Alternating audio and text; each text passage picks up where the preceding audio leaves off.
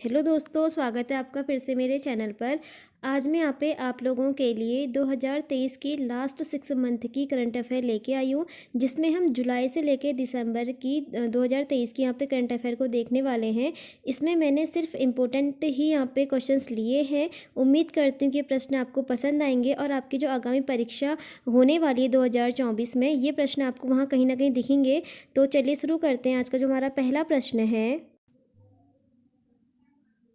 है, वर्ष 2023 के लिए 33वां व्यास सम्मान किसे प्रदान किया गया। तो जो 33वां व्यास सम्मान है 2023 का, ये किसे दिया गया? ये दिया गया किसको? पुष्पा भारती को। उनकी जो रचना है यादें यादें और यादों के लिए यहाँ पे ये दिया गया है। ठीक है। अगला प्रश्न है, वर्ष 2023 के लिए सरस्वती सम्मान से किसे सम्मानित किया गया है। तो 2023 के लिए सरस्वती सम्मान से किसे सम्मानित किया गया है? तो ये सम्मानित किया गया है किसको? शिव शंकरी को। और उनकी जो रचना है वो क्या है? सूर्यवंशम के लिए यहाँ पे इनको सम्मानित किया गया है। अगला प्रश्न है, वर्ष 2023 के लिए 57वें ज्ञानपीठ पुरस्कार से किसे सम्मानित किया गया। तो 57वां जो ज्ञानपीठ पुरस्कार है, इसे सम्मानित किया गया था दामोदर मावजे को। ठीक है। अगला प्रश्न है यहाँ पे हमारा कि वर्ष 2023 के लिए हिंदी भाषा का साहित्य अकादमी पुरस्कार किसे प्रदान किया गया है।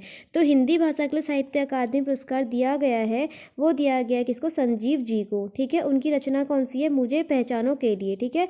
ये रचना भी याद रखनी है आपको कि उनकी जो रचना है मुझे पहचानों के लिए, संजीव जी को हिंदी भाषा का साहित्य अकादमी पुरस्कार यहाँ पे दिया गया है। अगला प्रश्न है, वर्ष 2023 के लिए अंग्रेजी भाषा का साहित्य अकादमी पुरस्कार किसे प्रदान किया गया है। तो हिंदी अंग्रेजी भाषा को साहित्य सम्मान अभी दिया गया है, ये दिया गया किसको? नीलम शरण गौर को। उनकी रचना है यहाँ पे रेक्विएम इन द रागा जानकी। ठीक है। इसके लिए यहाँ पे इनको अंग्रेजी भाषा का साहित्य अकादमी पुरस्कार यहाँ पे प्रदान किया गया है। अगला जो प्रश्न है हमारा यहाँ पे वो है कि वर्ष 2023 के लिए संस्कृत भाषा का साहित्य अकादमी पुरस्कार किसे प्रदान किया गया है। तो वर्ष 2023 के लिए संस्कृत भाषा का साहित्य अकादमी पुरस्कार दिया गया है, ये दिया गया है किसको? अरुण रंजन मिश्र को यहाँ पे प्रदान किया गया है। अगला प्रश्न है, 2023 में प्रतिष्ठित लोकमान्य तिलक पुरस्कार से किसे सम्मानित किया गया। तो ये पहला लोकमान्य तिलक पुरस्कार है। ये बहुत इंपॉर्टेंट है, पूछ सकता है आगामी परीक्षा में। तो आपको याद रखना है कि जो लोकमान्य तिलक पुरस्कार है, इसे किसे सम्मानित किया गया है। तो ये सम्मानित किया गया किसको? आदरणीय नरेंद्र मोदी जी को यहाँ पे ये सम्मान से सम्मानित किया गया है। अगला प्रश्न है यहाँ पे हमारा कि 64 साल बाद व्यक्तिगत रूप से रैमन मैग्सेसे पुरस्कार 2023 से किसे सम्मानित किया गया है। तो 64 साल बाद जो रैमन मैग्सेसे पुरस्कार दिया गया है, ये दिया गया किसको? दलाई लामा को। अगला प्रश्न है यहाँ पे, गणित के क्षेत्र में दिया जाने वाला एबल पुरस्कार 2023 से किसे सम्मानित किया गया है। तो 2023 का जो एबल पुरस्कार है, इससे जो सम्मानित किया गया है, ये किया गया किसको? लुइस कैफ्रेली को। ठीक है। ये याद रखना है आपको, लुइस कैफ्रेली को यहाँ पे एबल पुरस्कार 2023 से सम्मानित किया गया है। अगला प्रश्न है यहाँ पे हमारा कि फेमिना मिस इंडिया 2023 का खिताब किसने जीता है। तो फेमिना मिस इंडिया 2023 का जो खिताब जीता है, ये जीता है किसने? नंदिनी गुप्ता ने। अगला प्रश्न है यहाँ पे, 2023 के लिए अंतर्राष्ट्रीय बुकर पुरस्कार किसने जीता है। तो 2023 के लिए अंतर्राष्ट्रीय बुकर पुरस्कार यहाँ पे जीता है किसने? जॉर्जो गॉस्पोडिनोव ने। ठीक है। जॉर्जो गॉस्पोडिनोव ने यहाँ पे क्या जीता है? अंतर्राष्ट्रीय बुकर पुरस्कार जीता है। अगला प्रश्न है यहाँ पे हमारा कि वीरता पुरस्कार पाने वाली भारतीय वायुसेना की पहली महिला अधिकारी कौन बनी है। तो वीरता पुरस्कार पाने वाली जो पहली भारतीय महिला अधिकारी बनी है, उनका नाम है कौन? दीपिका मिश्रा। अगला प्रश्न है, वर्ष 2023 में किसे दूसरे लता दीनानाथ मंगेशकर पुरस्कार से सम्मानित किया गया है। तो 2023 में जो दूसरा लता दीनानाथ मंगेशकर पुरस्कार है, इसे किसे सम्मानित किया गया है। तो ये सम्मानित किया गया है किसको? आशा भोसले को। अगला प्रश्न है यहाँ पे हमारा कि हाल ही में भारत और किस देश के बीच विदेशी और रक्षा वार्ता 2+2 हुई है। तो जो विदेशी और रक्षा वार्ता 2+2 हुई है, ये भारत और किसके बीच में हुई है? यूनाइटेड किंगडम के बीच में यहाँ पे ये हुई है। ठीक है। आपको ये भी याद रखना है। अगला प्रश्न है, देश के पहले भूमिगत बिजली ट्रांसफार्मर का उद्घाटन कहाँ किया गया है। तो देश के पहले भूमिगत बिजली ट्रांसफार्मर का जो उद्घाटन किया गया है, ये किया गया है कहाँ पे? तेलंगाना में। अगला प्रश्न है हमारा कि विश्व के पहले 3D मुद्रित मंदिर का अनावरण किस राज्य में किया गया है। तो विश्व के पहले जो 3D मुद्रित मंदिर का अनावरण किया गया है, ये किया गया है कहाँ पे, ये भी तेलंगाना पे किया गया है। अगला प्रश्न है, भारत की पहली गोरिल्ला ग्लास फैक्ट्री कहाँ बनाई जा रही है। तो भारत की जो पहली गोरिल्ला ग्लास फैक्ट्री है, ये बनाई जा रही है कहाँ, तेलंगाना में। ये भी आपको याद रखना है। अगला प्रश्न है, हाल ही में किसने डीजी कवच यहाँ पे डीजी कवच लॉन्च किया है।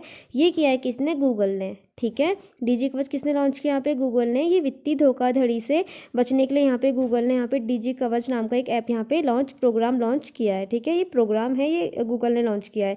अगला प्रश्न है, विश्व का पहला एआई एकीकृत क्रिप्टो वॉलेट का नाम क्या है। तो विश्व का जो पहला एआई एकीकृत क्रिप्टो वॉलेट का नाम है, ये है रेस्पर एआई। ठीक है, अगला प्रश्न है, नारी शक्ति वंदन अधिनियम 2023 के तहत राज्य विधानसभा और संसद में महिलाओं को कितने प्रतिशत का आरक्षण प्रदान किया गया है। तो जो नारी शक्ति वंदन अधिनियम है 2023 के तहत, इसमें महिलाओं को कितना आरक्षण दिया गया है, 1/3 यानी कि 33% का आरक्षण इसमें दिया गया है। ठीक है, अगला हमें प्रश्न है कि नारी शक्ति वंदन विधेयक को लोकसभा, राज्यसभा और राष्ट्रपति की मंजूरी कब प्रदान की गई। तो मैंने यहाँ पे एक साथ डिटेल में इसकी पूरी इंफॉर्मेशन लिख दी है कि लोकसभा में कब पेश हुआ था। ये 20 सितंबर को लोकसभा में पेश हुआ था, 21 सितंबर को ही राज्यसभा में पेश हुआ था, 29 सितंबर को इसको राष्ट्रपति की मंजूरी मिली थी। और यहाँ पे अदर फैक्ट भी याद रखना है कि ये 128वां संशोधन विधेयक था। तो विधेयक कौन सा था, 128वां विधेयक था। जबकि संविधान संशोधन बोले तो 106वां, ये क्या था, संविधान संशोधन था। इसमें जो कुल वोट पड़े थे वो कितने पड़े थे, 454 इसमें वोट पड़े थे। और विपक्ष में कितने वोट पड़े थे, 2 इसमें विपक्ष पे इसमें वोट पड़े थे। तो आपको ये सारी चीज़ में याद रखनी है। ठीक है, अगला प्रश्न है यहाँ पे कि भारत का पहला सूर्य मिशन आदित्य L1 किस तिथि को लॉन्च किया गया। तो भारत का जो पहला सूर्य मिशन आदित्य L1 था, ये किस तिथि को लॉन्च किया गया था। तो ये लॉन्च किया गया था 2 सितंबर 2023 को। अगला प्रश्न है, भारत ने अंतरिक्ष में अपना भारतीय स्टेशन स्थापित करने का लक्ष्य कब तक रखा है। तो भारत ने अंतरिक्ष में अपना भारतीय स्टेशन अंतरिक्ष स्टेशन जो स्थापित करने का लक्ष्य रखा है, ये रखा है 2035 तक। ठीक है, अगला प्रश्न है यहाँ पे कि भारत ने किस वर्ष तक चंद्रमा पर अंतरिक्ष यात्री भेजने का लक्ष्य रखा है। तो भारत किस वर्ष तक चंद्रमा पर अंतरिक्ष यात्री भेजने का लक्ष्य रखा है। तो ये रखा है 2040 तक। ठीक है, अगला है हमारा, इंडिया स्टार्टअप फेस्टिवल 2023 का आयोजन कहाँ किया गया। तो इंडिया स्टार्टअप फेस्टिवल 2023 का जो आयोजन किया गया था, ये किया गया था कहाँ, बेंगलुरु में। ठीक है, अगला प्रश्न है यहाँ पे कि हाल ही में किस राज्य ने जल पर्यटन और साहसिक खेल नीति 2023 को मंजूरी दी है। तो किस राज्य ने जल पर्यटन और साहसिक खेल नीति को मंजूरी दी है। तो इसका वो ये है उत्तर प्रदेश। ठीक है, अगला प्रश्न है, हाल ही में किस राज्य ने मुख्यमंत्री सौर मिशन शुरू किया है। तो मुख्यमंत्री सौर मिशन किस राज्य ने शुरू किया है। तो ये क्या है, किसने, मेघालय ने। ठीक है, अगला प्रश्न है यहाँ पे कि आईसीसी के हॉल ऑफ फेम में शामिल होने वाली पहली भारतीय क्रिकेटर कौन बनी है। तो आईसीसी के हॉल ऑफ फेम में शामिल होने वाली पहली भारतीय क्रिकेटर कौन बनी है, ये बनी है कौन, डायना इल्लुलजी। ठीक है, अगला प्रश्न है, किस देश ने दुनिया का सबसे तेज इंटरनेट लॉन्च किया है। तो दुनिया का सबसे तेज इंटरनेट लॉन्च किसने किया है, ये किया है किसने, चीन ने। अगला है यहाँ पे, विश्व बिलियर्ड्स चैंपियनशिप 2023 किसने जीती। तो विश्व बिलियर्ड्स चैंपियनशिप 2023 से जीती है पंकज आडवाणी ने। अगला प्रश्न है यहाँ पे हमारा कि भारत के पहले एआई संचालित एंट्री ड्रोन सिस्टम का नाम क्या है। ये ड्रोन होना चाहिए था यहाँ पे, एंट्री ड्रोन सिस्टम का नाम क्या है। तो ये है यहाँ पे इंद्रजाल। अगला प्रश्न है यहाँ पे, हाल ही में अंतर्राष्ट्रीय सौर गठबंधन का 95वां सदस्य कौन बना है। तो जो अंतर्राष्ट्रीय सौर गठबंधन है, इसका जो 95वां देश बना है, ये बना है कौन, चिली। ठीक है, अगला प्रश्न है यहाँ पे कि हाल ही में किस देश ने भारत में अपना दूतावास स्थायी रूप से बंद करने की घोषणा की है। तो किस देश ने अपना जो दूतावास है उसको स्थायी रूप से बंद करने की घोषणा की है, ये की है किसने, अफगानिस्तान ने। अगला प्रश्न यहाँ पे, दुनिया का सबसे बड़ा सौर विद्युत संयंत्र का उद्घाटन किस देश में किया गया है। तो दुनिया का सबसे बड़ा जो सौर विद्युत संयंत्र है, इसका उद्घाटन कहाँ किया गया है, ये किया गया है यूएई में। ठीक है, अगला प्रश्न है यहाँ पे, अगस्त 2023 में किस देश ने पीएम नरेंद्र मोदी को अपने दूसरे सबसे बड़े नागरिक पुरस्कार grand cross of the order of the honour से सम्मानित किया गया। तो ये किया है किसने, ग्रीस ने।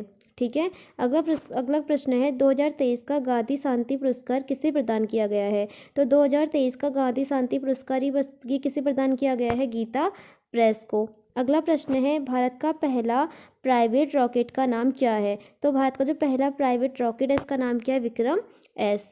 अगला प्रश्न है यहाँ पे कि खुद की इंटरनेट सेवा शुरू करने वाला पहला राज्य कौन सा है? तो खुद की इंटरनेट सेवा शुरू करने वाला भारत का जो पहला राज्य है वो कौन है? केरल। ठीक है। और जल बजट का प्रावधान करने वाला पहला राज्य कौन है? ये भी कौन है? केरल। अगला है यहाँ पे, हाल ही में किसने मलेशिया मास्टर्स का खिताब जीता है? तो मलेशिया मास्टर्स का खिताब किसने जीता है? एस प्रणय ने यहाँ पे मलेशिया मास्टर्स का खिताब जीता है। अगला प्रश्न है यहाँ पे, एशिया का सबसे बड़ा बायो सीएनजी प्लांट का उद्घाटन कहाँ किया गया? तो एशिया के सबसे बड़े बायो सीएनजी प्लांट का जो उद्घाटन किया गया है ये किया गया है यहाँ पे इंदौर पे। ठीक है। अगला प्रश्न है, एशिया का सबसे बड़ा सीएनजी प्लांट का उद्घाटन कहाँ किया गया है? यहाँ पे आपको याद रखना है कि बायो सीएनजी प्लांट है ये इंदौर में है, जबकि जो सीएनजी प्लांट है इसका उद्घाटन कहाँ किया गया है? पंजाब में। दोनों अलग अलग हैं। ठीक है, कन्फ्यूज़ नहीं होना है। अगला यहाँ पे, देश के पहले हाईटेक स्पोर्ट्स ट्रेनिंग सेंटर का उद्घाटन कहाँ किया गया है? तो देश के पहले हाईटेक स्पोर्ट्स ट्रेनिंग सेंटर का जो उद्घाटन किया गया है ये ग्वालियर मध्य प्रदेश में किया गया है। ठीक है, जिसका नाम क्या है? अटल बिहारी वाजपेयी दिव्यांग प्रशिक्षण स्टेडियम। ठीक है, दिव्यांग प्रशिक्षण स्टेडियम है, इसका क्या है ना, इनके नाम पे यहाँ पे इसको खोला गया है। ठीक है। अगला प्रश्न है, हाल ही में किस राज्य ने हरित हाइड्रोजन नीति को मंजूरी दी है? तो हाल ही में किस राज्य ने हरित नाइट्रोजन नीति को मंजूरी दी है? तो ये है महाराष्ट्र। ठीक है।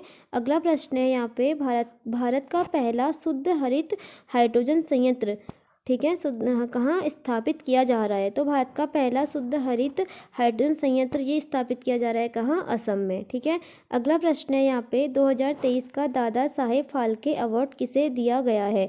तो 2023 का दादा साहेब फाल्के अवार्ड किसे दिया गया है? वाहिदा रहमान को।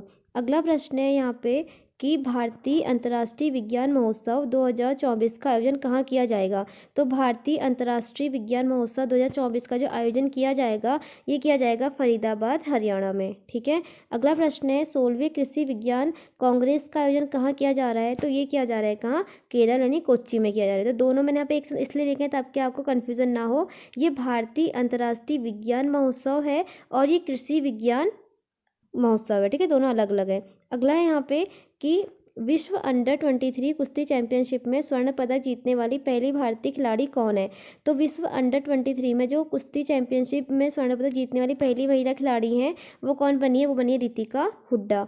अगला प्रश्न है, अंडर 20 महिला विश्व कुश्ती चैंपियनशिप में स्वर्ण पदक जीतने वाली महिला बन गई हैं, ये बनी है प्रिया मलिक। देखो ये अंडर 23 है और ये अंडर 20 है, दोनों अलग अलग है। ठीक है। अगला प्रश्न है यहाँ पे कि एशियाई खेलों में भाला फेंक, सॉरी ये होना चाहिए था यहाँ पे भाला फेंक। ठीक है, भाला फेंक में स्वर्ण पदक जीतने वाली पहली भारतीय महिला बन गई है, तो ये कौन बन गई है? अन्नू रानी। अगला प्रश्न है यहाँ पे, अगला प्रश्न है, कनाडा इंडिया फाउंडेशन द्वारा प्रतिष्ठित ग्लोबल इंडियन अवार्ड पाने वाली पहली महिला कौन बनी है? तो कनाडा इंडियन फाउंडेशन द्वारा प्रतिष्ठित ग्लोबल इंडियन अवार्ड पाने वाली जो पहली महिला बन गई हैं वो कौन बनी है? सुधा मूर्ति। तो ये था आज का हमारा अंतिम प्रश्न। उम्मीद करती हूँ कि ये प्रश्न आपको पसंद आए होंगे। कल फिर मैं आपको यहाँ पे इसके आगे के प्रश्न करवाऊंगी। इसमें हम लगभग 150-200 यहाँ पे करंट अफेयर के क्वेश्चन करने वाले हैं, तो जिसकी यहाँ पे चांसेस पूरी हैं यहाँ पे जो एग्ज़ाम में पूछे जाएँ। तो उम्मीद करती हूँ कि ये प्रश्न आपको पसंद आए होंगे। अगर ये प्रश्न आपको पसंद आए तो प्लीज़ मुझे अपनी राय कमेंट बॉक्स में ज़रूर दीजिए, ताकि मैं आगे आने वाली वीडियो में ऐसे प्रश्न लेके आऊँ। कल फिर मिलते हैं नए वीडियो में, तब तक के लिए यहाँ पे धन्यवाद।